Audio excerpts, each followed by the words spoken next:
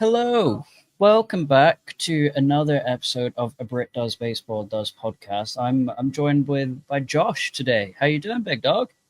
Can't complain. Lovely afternoon. Always helps to get through it after staying up all night to watch the Mariners beat the Yankees.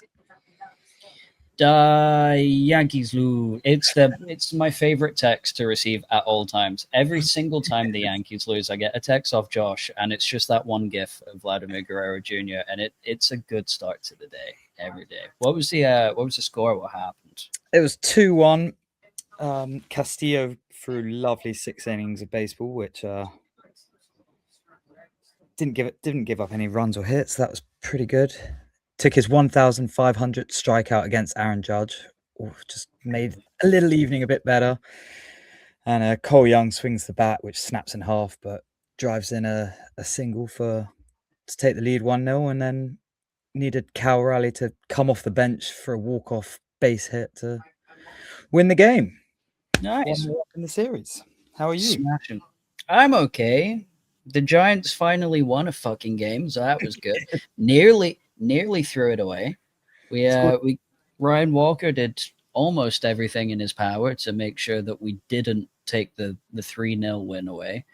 He gave up a 2-run home run in the bottom of the ninth, and I was watching the highlights, but I know there was a shared feeling amongst all Giants fans of no, not like this. Don't do it. We just got some runs. Yeah, 3. That's triple what we'd had all year up to now.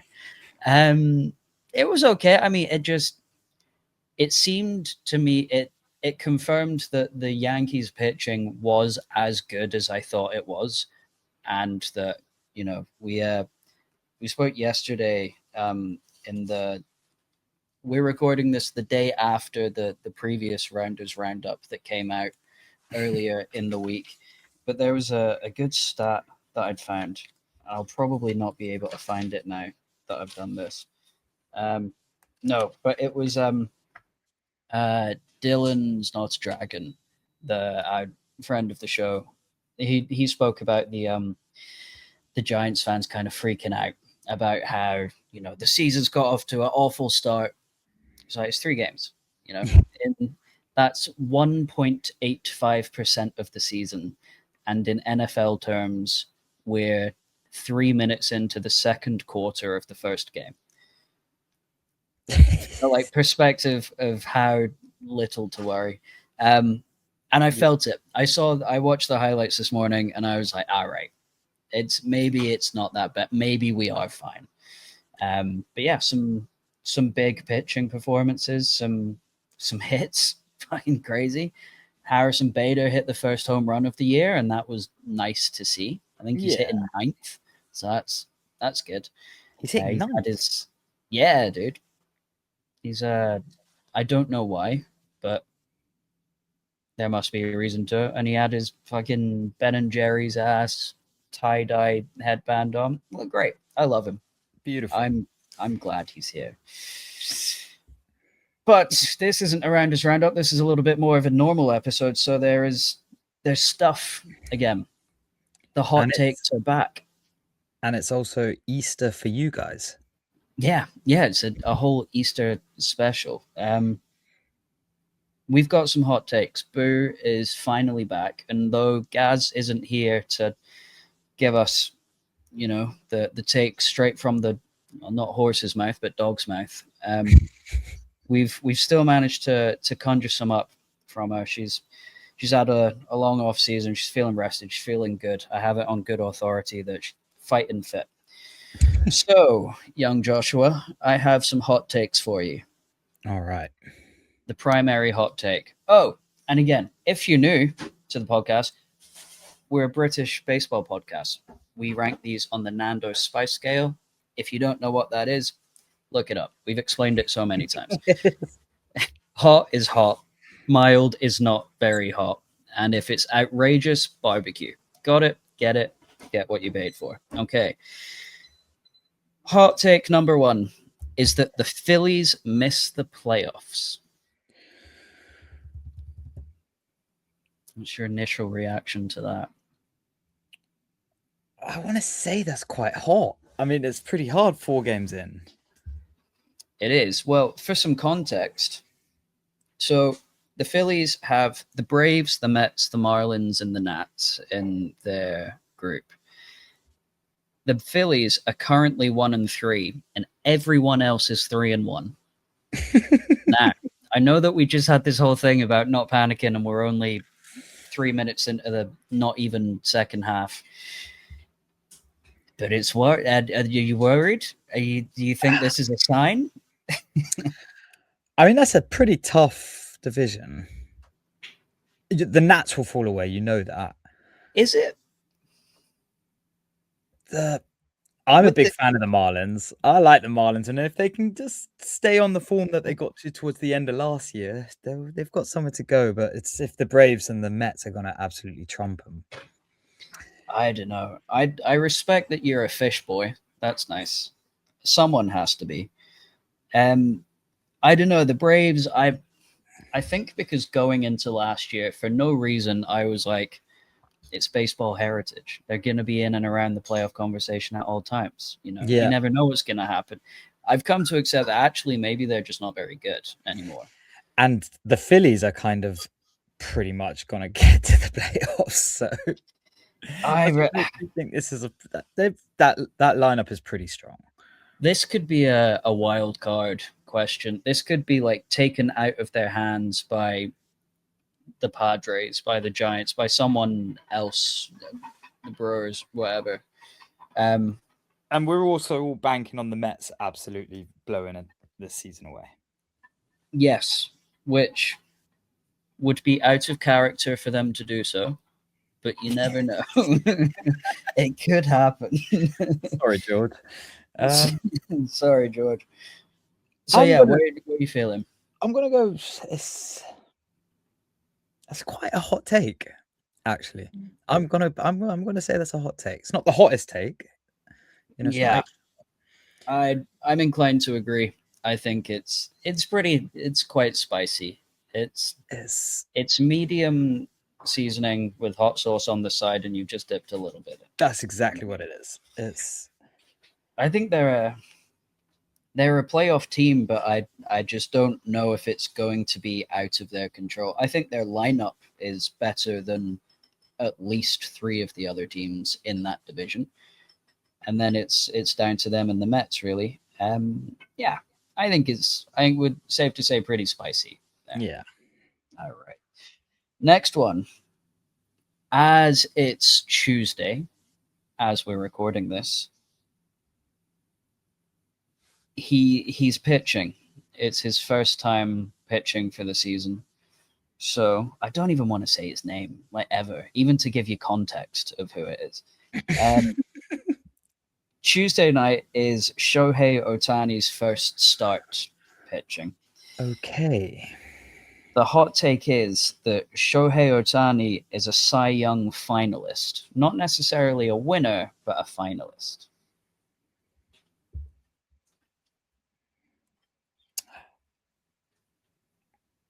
I think if he pitches the whole season, there's no reason why he couldn't be a finalist. I don't think he'd go on to win it, but surely I'm friends with you, so I actively don't follow the Dodgers very much. Surely they don't let him pitch fully in the 5-day rotation. I'd imagine he'll still be in the rotation. I mean, he is, but like, I don't know. I don't know if they're going to be cautious with him to not affect his hitting because it seems like with the Angels, he was a pitcher that could hit really, really well.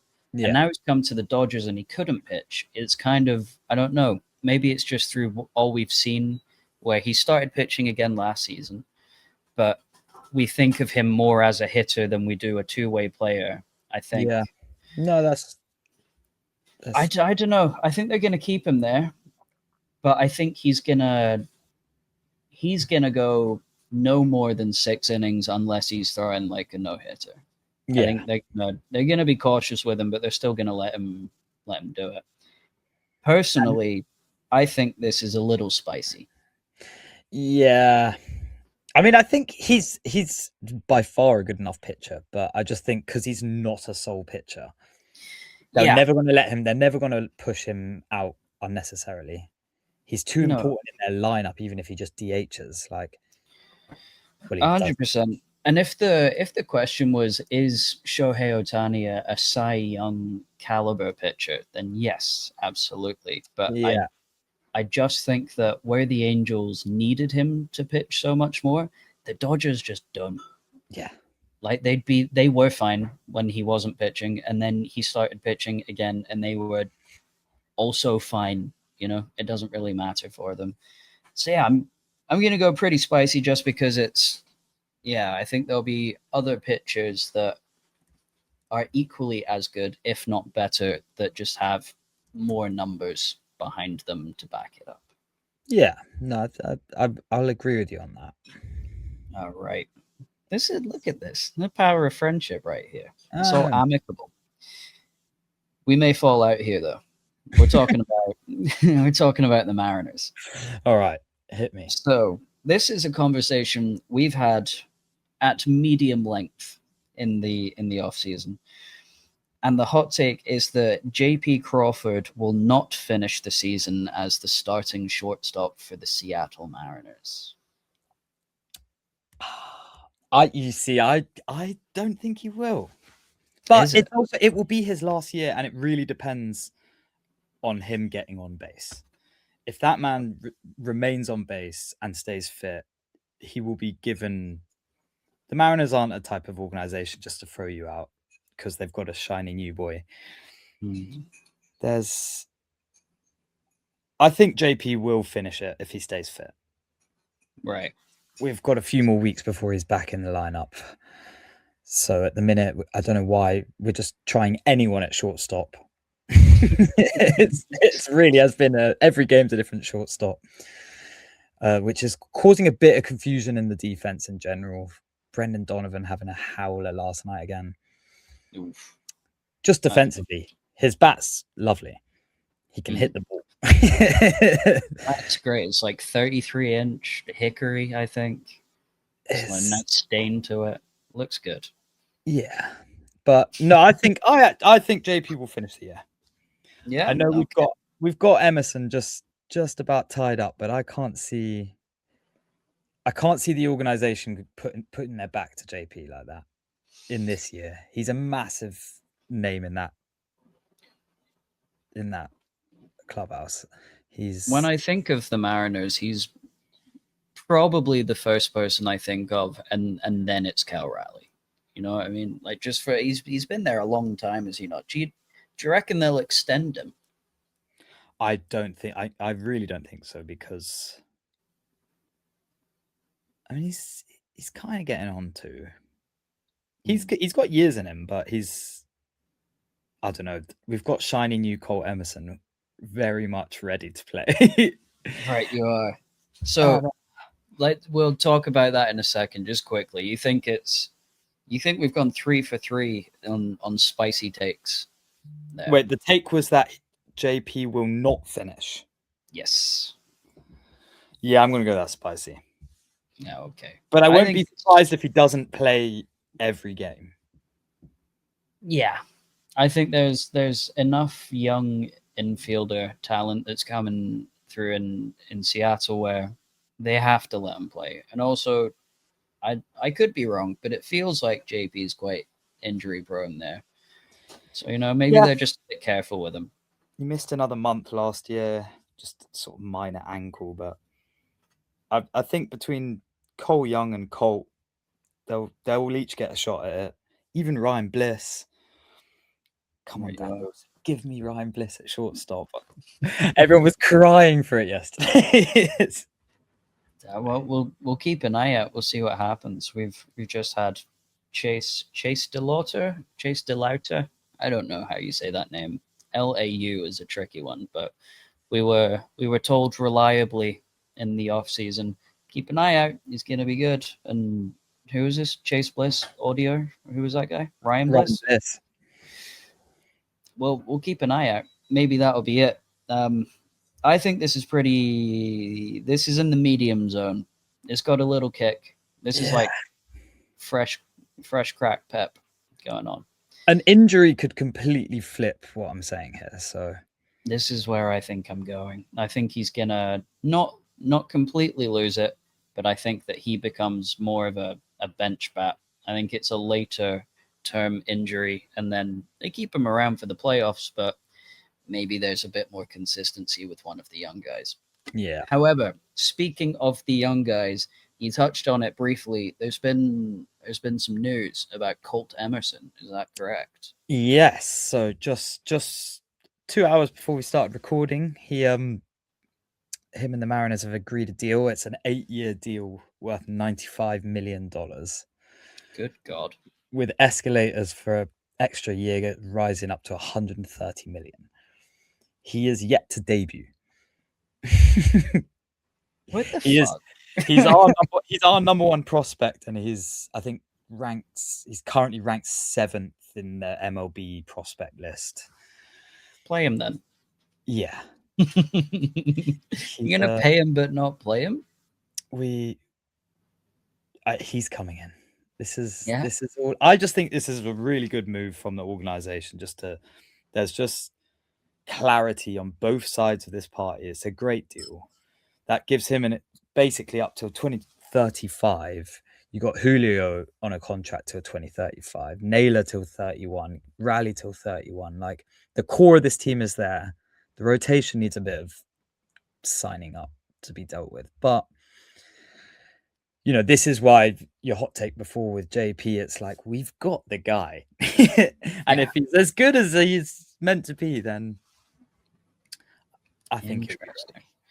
Well, this is also the same week. I'm quite sure it was this last week. I saw that Nick Kurtz with the A's was offered like a 100+ million deal, and he's turned it down. Yeah, because from what I could tell, his agent's essentially saying, "Be really good for another year and watch that figure double." Yeah, and he might also have his agents being like, "Get out of get the fuck out." You could go to almost anywhere else. Yeah, and there could be a bit of that involved too, which that's why Emerson's signing up is like, this is very. I think this is a great, and also, in 4 years, if he's good enough, that contract's getting chucked in the bin, and we'll give him a big one. Yeah, for sure. It just ties everyone down. There's a full no trade clause in there, and the one that I'm not too clued up on, but if he wins Rookie of the Year, then the Mariners do not receive the draft pick, and I don't know where that clause comes from. I'm yet to get into that a bit later on this evening, but yeah, maybe that's a more standardized MLB thing. Yeah, I don't know. One of the nerds will tell us. Hey, nerds, if you could let us know if that's like normal or if that's just a weird Mariners thing, I'd appreciate it. Thank you very much. Cheers, nerds. Anyway, we mentioned earlier that this is a Easter special, so we're not going to take up too much of your time. We're going to keep it a little bit short and sweet. There's still not much baseball to talk about, but it's coming in. We're accumulating it. So we have put our 3 collective brain cells together, and we have come up with a Easter themed starting lineup and pitcher. Now, and it's harder than you think. Significantly harder. Not as many Jesuses and Jesuses that I thought were in the league at all. But it's fair to say that this lineup is explosive. Okay. Right. The criteria for this team was that they have to be we have to be able to put this on like MLB The Show and run a game with them tomorrow. We've only gone for 1 pitcher. Puns are encouraged, if not exclusive. And it's all just Easter and spring themed. I think just the time of the year. We're in Q2. We're feeling warmer. The sky's blue. We're feeling sunny. Just changed for us. Yeah. You're going to bed at 7 in the morning now. It's all good. So, at catcher, we'll just go catcher through to the outfield and then pitcher. So, at catcher, we've got. I'm terrified this isn't his name now, but we've got Logan O'Hoppy, right? Like the Easter Bunny. Hoppy. It's good. That's a good one. First base, we've got Christian Walker, which I think is the most apt of all of these. That's just his name. That's his name, and that's this whole team. He didn't even mean for it to be a pun. Second base, I don't know where he plays. I can't remember. I don't know if he's in the majors actually. So we may have our like 3 stipulations may be broken on our third position, but who knows? Jack Bloomgren, like Jack Blomgren, like spring, the flowers bloom is a good one. Thank you. Shortstop, we've got Hoppy Witt Jr. like Bobby Witt Jr., but we've got Hoppy Witt Jr. Number three at third base, we've got Easter Eggy Rosario for the San Diego Padres. This is the single most stupid thing we've ever done on this podcast. And we've got some pretty fucking stupid stuff. Left field, we've got the Hop Daddy, Ian Hop. Gaz's favorite dude. I don't know why he hates him so much. I think he's all right. I'm very impartial to him. Like he's very inoffensive. And is he not like the longest tenured Cub as well? Like he's just, I don't know. I feel like he's been there forever, and he's been pretty good actually most of that time. Center field, we've got George Spring. I don't know. I think this team's actually quite good. Yeah, other than our minor league second baseman, who might not be a minor league second baseman. I don't no, know. I'm pretty sure he is. Pretty sure he is. He's signed to the Rangers, but oh hell yeah! So he could be amazing. He could be great. Maybe it's one for the future. Maybe it's a little Colt Emerson secret $100 million deal that we'll have to sign him onto. Right field, okay, we're getting stretchy with right field. We were running out of options. We've got Easter Egg Hunt Renfrew. There you go. And then on the mound we have Jesus Luzardo, and that again, that's just his name. That's just Jesus. He has risen, and he's risen, and he's throwing extreme heat. It's not very Jesus-y of him. No yokes on this podcast. Except for this one, we have a list of honorable mentions. Bar one, these are just players' names that are Easter themed that we thought were quite fun. Riley Green, as the green spring, like that kind of, I don't know, spring feels like a green time of year. Jake Lamb. It's like religious and shit or something. I don't quite know. But you eat lamb at Easter. And that as well. Danny Graves, like Jesus died. That's the Easter Graves, like Jesus is dead. Cool. Bunny Madden, sick name. He must be some ancient player, I'm guessing. There's no chance that this man was born post 1940. Okay. He was on the list. The main man himself, Luke Easter. Again, that's just his name. He was born into it. Kenneth Yoke makes the team. And I thought that was good. And that's moving away from the Easter egg thing. That's just eggs in general. Eggs. It's all part of it. It's all part of it. And then this wasn't feeling very British. And so I was like, what's particularly British about spring? And to me, it feels like when horse racing comes back. The Grand National is in like the second week of April or something. That's quite a big deal. And so, rounding off our honorable mentions of our Easter themed team is Mookie Betts on horses. Thanks. Wonderful. I think that's a pretty decent lineup. Any addition, any subtractions? Are you like furious with Ian Hop at left field? Is there anyone else you'd rather see in there? I think it's actually not a bad team. I don't know what the lineup would be. I think we've done quite well considering the quite strict limitations we've had there. But if you think you can do better, of which I have no doubt that you do, put it in the comments. Put it on Instagram. Leave us your Easter team. I have to know your Easter lineup, please. Thank you. I had suggested Aaron Booney to be the manager, but then Callum informed me that it was actually just Jesus himself. So we can't have him actually in it. That's not the point. Yeah. He hath risen. Anyway, we're going to do the opposite of rising. We're gonna wind it down. So we like to finish our episodes with a game of Start Bench Cup. We have one baseball related, one non-baseball related. This week I've got the baseball related one. And we're talking coaching positions, because I'm not sure we've actually done that. I think we've done absolutely everything under the sun. But I don't know if we've done this specific one yet. All right. So, Start Bench Cup, which would you rather be for, we'll say for the Mariners, for your favorite team?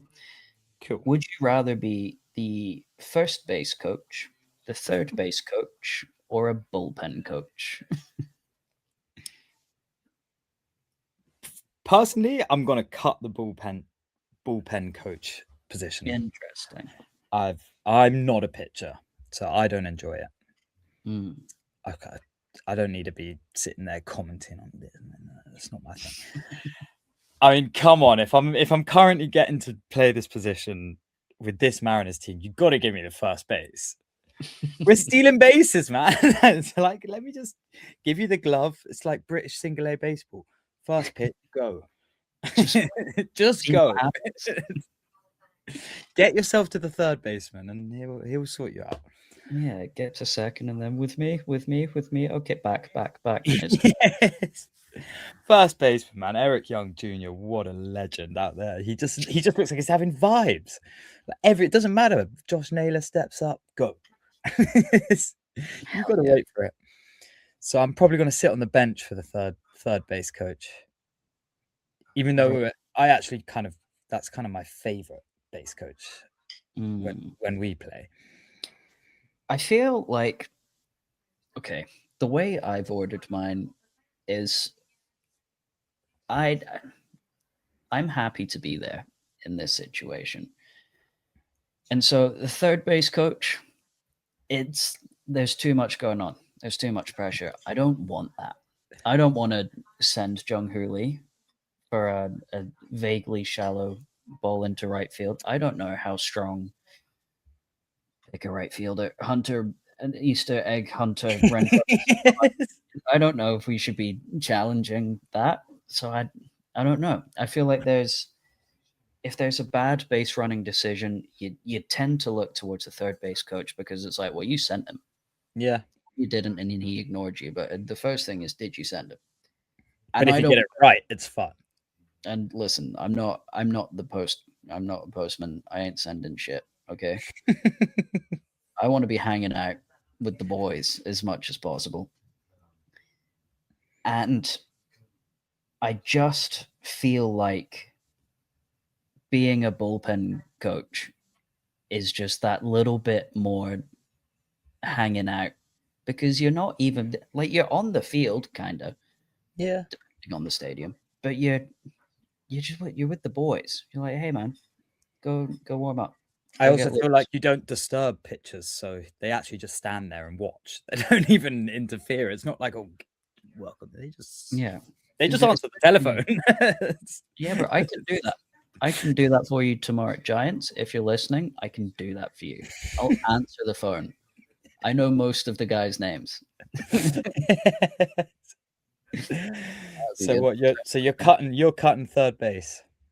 I'm cutting third base. I'm gonna bench first base because it's fun. It's nice. It's hanging out, but everyone leaves you. Third Yeah. base, they're running to you, and first base, they're doing their best to leave you behind. And then you just stood with the other team's first baseman. I don't care about you. You know what I mean? Unless it's Ben Rice, I really don't give a shit. So yeah, I'm in the bullpen. I'm chewing seeds. I'm spitting. I might have a cigarette. You know, I feel like you could do that. Yeah. As long as you answer the phone. Yeah, just answer the dial-up for the fucking ring binding because they haven't figured out another way to do that yet. We gotta hold on to our traditions. Yeah, sure. Anyway, you've got a non-baseball related start bench cut, is that correct? I do. And my family kind of celebrate Easter, not religiously, but it's just another excuse for a big family get together. And of course, Italian heritage means a massive feast as well. Good. So I had kind of two options for the third option, but I think one of mine was a bit rogue. I might give it to you after as an alternative because... Oh, or we could just add a third. Gaz loves it when I do this. We just change the rules because he's not here. We'll do add a fourth. Start, bench, cut, and DFA or something. Like we'll trade it. All right, trade. Yeah, cool. All right, this makes it more fun. Be prepared. So I mean, obviously, classic bit of chocolate eggs. You can decide what it is you're receiving, and it's just some form of chocolate. Okay. Now I do actually have a sort of shoulder or a leg of lamb roasted. Oh, okay. Trimmings can be decided later. We're sticking with the lamb. Then traditional Italian Easter cake is a colomba, which is, I'll basically tell you, it's basically a panettone. Italians listening, don't hate me for saying that because they all say it's different. It's just a slightly different shaped panettone with a little bit of nougat on the top instead of... You get the gist. A little chewy vibe on there. I dig it. And then the kind of more rogue option. This is kind of more just what my family do on Easter, but now it's like midnight and everyone's still having a nice party.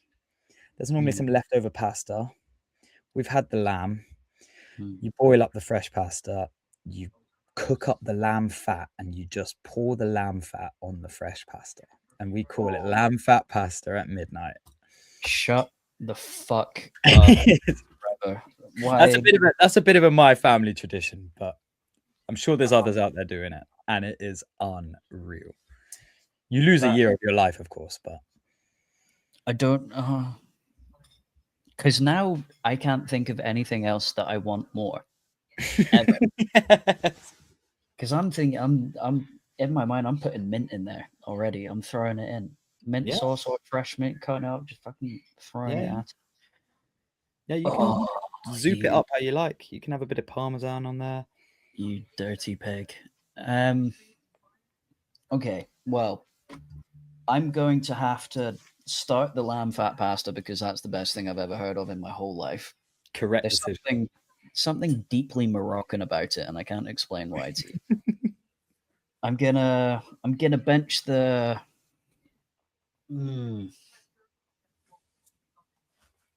Oh, fuck you. Fuck you, man. I'm too fat for this. I can't... because I can't cut either chocolate or the shoulder of roast lamb.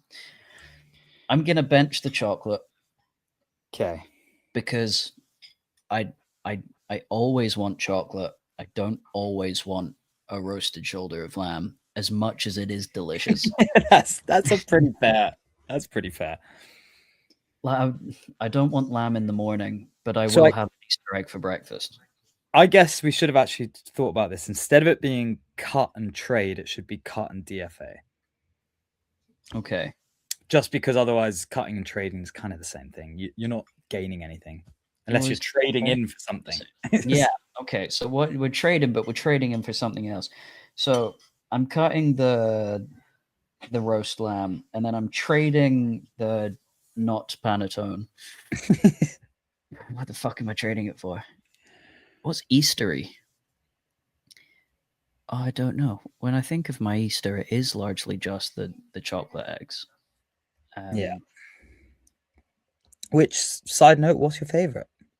My favorite, like, flavor of chocolate. Yeah. Like, oh, we're in the Cadbury zone for sure, I think. Other chocolatiers available too, listeners. Kinder is available as upon request. I don't know. I really, it's kind of all the same to me. I'm a sucker for a cream egg. Cream egg. That's maybe the one that I think, no, that's too much for me. Because they're horrible, but that's filled with sugar. It's enough. I don't know. I have a strange Easter tradition. Right. I'm gonna expose myself for the fat bastard I really am. So I'm a huge cereal guy, right? I also love a chocolate Easter egg in the morning for breakfast on the weekend. That's fantastic. On like Easter Sunday, so when you're going and you're having like all your family round, whatever other relations are available, you have your friends around. I don't care. You get it. Big dinner. Because it's at like 2, between 2 and 4 for us usually, it's kind of like, all right, well, I'll have a slightly bigger breakfast and skip lunch. Yeah. I have a mixing bowl full of cereal, like a small one, but it's still like this big.